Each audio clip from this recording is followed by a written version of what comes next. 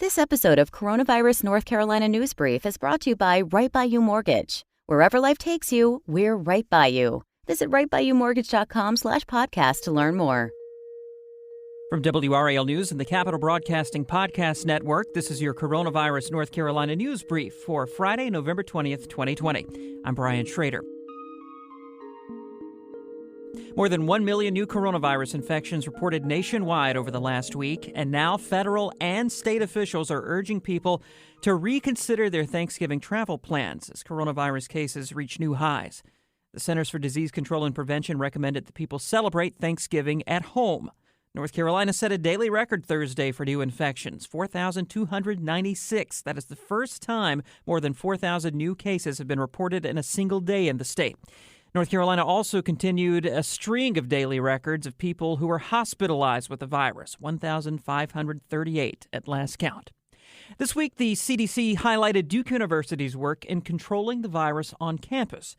The study's lead researcher, Dr. Thomas Denny, is the chief operating officer at the Duke Human Vaccine Institute. He spoke with WRAL's Gerald Owens about the university's success. So Duke is the envy of the collegiate world when it comes to getting a hold on this virus, or so it seems. Of course, getting the students to buy in is critical. Talk about Duke's approach and how it was received initially. So Duke took a very comprehensive approach from early on in this planning and provided leadership at every level to the students that behavior was the key. Testing is a small part of this. We like to focus on testing, but the testing is a marker of the behavior patterns. If the students and the people on campus are following all the good public health measures of masking, social distancing, washing hands, that's the key components to reducing transmission. And then you layer on top of that the ability to test. That helps you monitor how well your preventive measures are being carried out on the campus.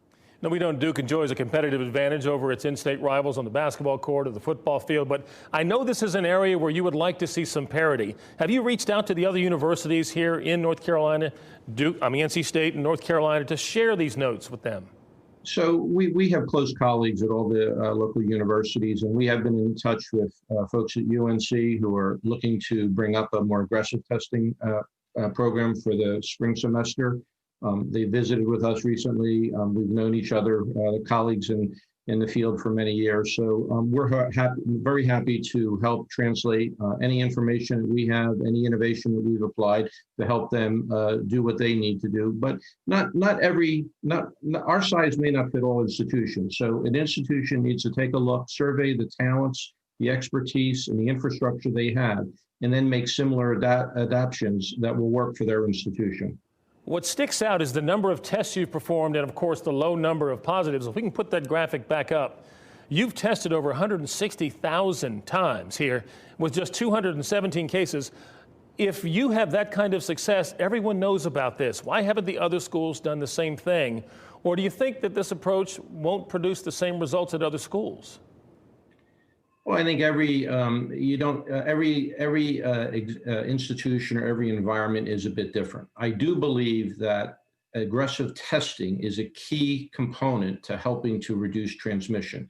And what we learned from our study is that 51% of the students that we picked up in our asymptomatic testing program, or 51% of the students who tested positive in our asymptomatic testing program were walking around feeling fine. So those are the individuals that they have no illness, they're infected, you have no reason for them to quarantine, but they're walking around the campus, and if they're not following social distancing patterns, then they potentially become the super spreaders and seed a lot of infection on campus. So an aggressive testing program is a very good supplement to the public health behavior measures.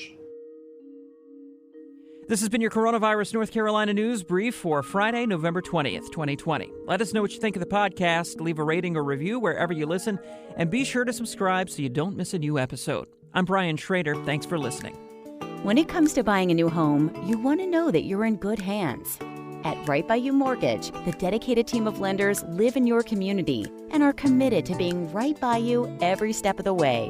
Whether you're a growing family, a relocating professional, or a retiring couple, they'll partner with you to find the right loan to fit your unique home buying needs. Plus, listeners of this podcast will enjoy the Right By You Mortgage on-time closing guarantee. They promise to close on time or they'll pay you and the seller $500. Visit rightbyyoumortgage.com/podcast to take advantage of this offer. Wherever life takes you, we're right by you. Go to rightbyyoumortgage.com/podcast for full details. Equal housing lender, NMLS number 402136.